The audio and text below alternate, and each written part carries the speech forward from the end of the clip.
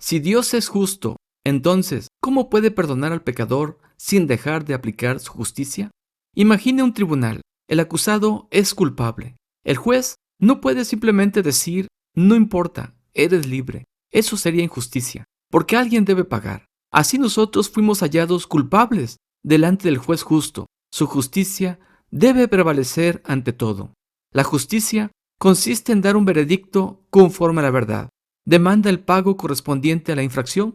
Por eso dice Romanos 6:23, la paga del pecado es muerte.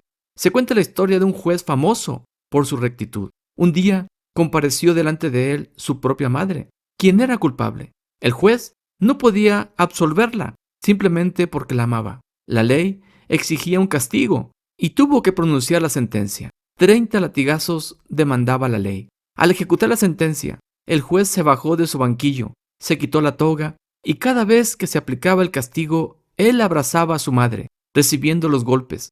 El juez siguió siendo justo, pero también misericordioso. Eso mismo hizo Cristo. En la cruz ocurrió algo extraordinario. Él tomó nuestro lugar, pagó el precio, porque la paga del pecado es la muerte. Pero Él fue la propiciación o la víctima expiatoria. La justicia divina quedó satisfecha, sin dejar de ser misericordioso, y la gracia pudo ser otorgada. El juez justo emite el veredicto legal, declarándonos no culpables. No nos declara inocentes, porque vivíamos en pecado. Nos declara no culpables. Cristo pagó en nuestro lugar. Por eso dice Romanos 1:17, porque en el Evangelio la justicia de Dios se revela por fe y para fe.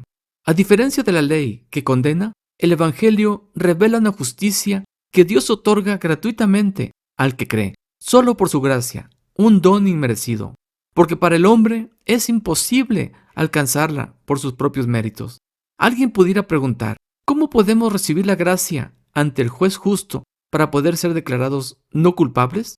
Pablo señala contundentemente que no somos justificados por obras, o por méritos humanos, o por comportamiento ético, o por ser moralmente aceptables. Somos justificados únicamente por la fe en Cristo Jesús. Así, Romanos 1:17 señala que la justicia de Dios se revela o se manifiesta por fe y para fe. La frase por fe y para fe nos habla que iniciamos nuestra nueva vida en Cristo y somos salvos por fe.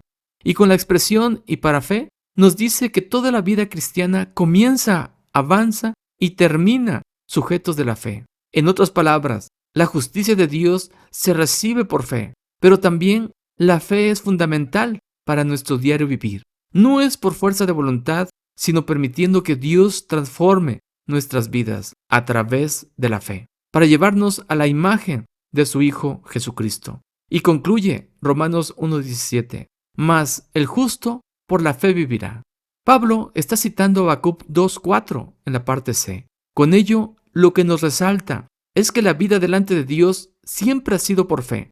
Vincula la doctrina de la justificación con el Antiguo Testamento a través de la fe. Por ejemplo, dice Romanos 4:22, que para Abraham su fe le fue contada por justicia. Y en Hebreos capítulo 11 podemos encontrar a los llamados héroes de la fe. Y dice el versículo 27, que por la fe alcanzaron buen testimonio y se mantuvo como viendo lo invisible. Una referencia a Cristo, el Dios invisible. El Evangelio sigue siendo el mensaje más poderoso y necesario para toda persona. Es la única solución a la condición de muerte del ser humano. Un mensaje sencillo. Cristo murió y resucitó. Pero detrás de esas palabras está el poder del Evangelio. Y es la única vía para que el ser humano sea justificado o declarado justo y alcance reconciliación con Dios. Es mediante el pago que realizó Jesucristo a través de su muerte en la cruz en nuestro lugar.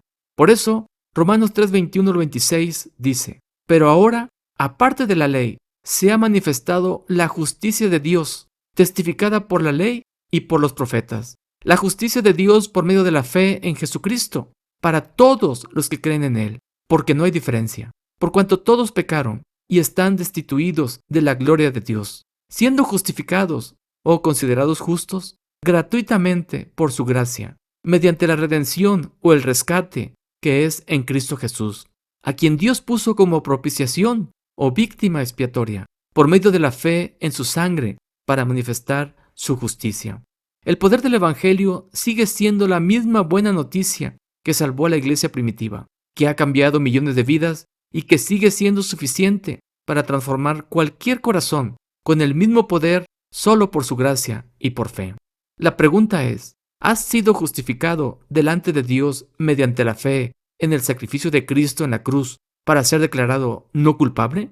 De no ser así, la Biblia dice que este es el día de salvación. Este puede ser el momento para arrepentirte y para recibir el perdón de tus pecados, porque el Evangelio sigue siendo poder de Dios para salvación, y la justificación solo es por su gracia. Te dejo dos enlaces, uno al playlist sobre el estudio de Romanos y otro al video El poder del Evangelio. Dios te bendiga. Nos vemos en la siguiente oportunidad.